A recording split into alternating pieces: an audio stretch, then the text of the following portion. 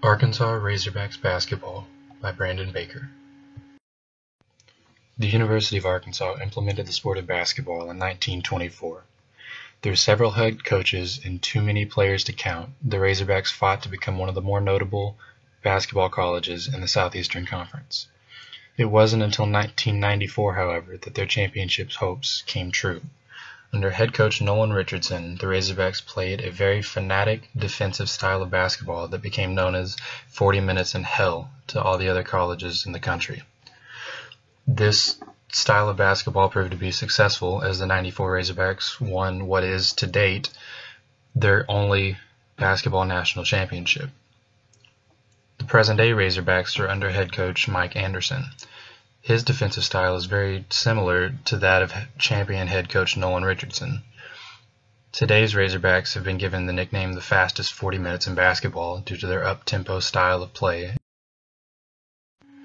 It wasn't until 1976 that the University of Arkansas implemented women's basketball as an official sport. These ladies didn't have to wait nearly as long as the men did for their championship hopes to be recognized. After a stellar 1986 season, a 1987 squad headlined by several senior players was snubbed from the NCAA tournament. Instead, they went to the next level of tournament known as the NIT, or the National Invitational Tournament. They averaged over 100 points a game en route to bringing home the University of Arkansas's first ever women's national championship. Up until 1 year prior to the men's national championship, all basketball events were held in Barnhill Arena. This arena seats roughly 10,000 people and is currently used for volleyball matches. In 1993, 1 year before the men's national championship run, basketball operations was moved to the new and improved Bud Walton Arena. Instead of the before 10,000 seats in Barnhill, Bud Walton now seats 19,200 people.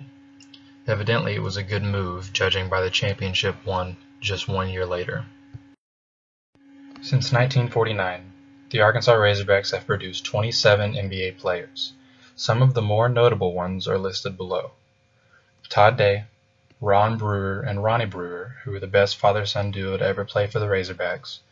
Patrick Beverly, who is currently a point guard on a championship-contending Houston Rockets team. Bobby Portis, who was drafted just last year and, according to Razorback fans, could be one of the best Razorbacks to ever play. And Corliss Williamson, who led the 1994 championship run. Perhaps two of the best Razorbacks to ever play the game are listed below.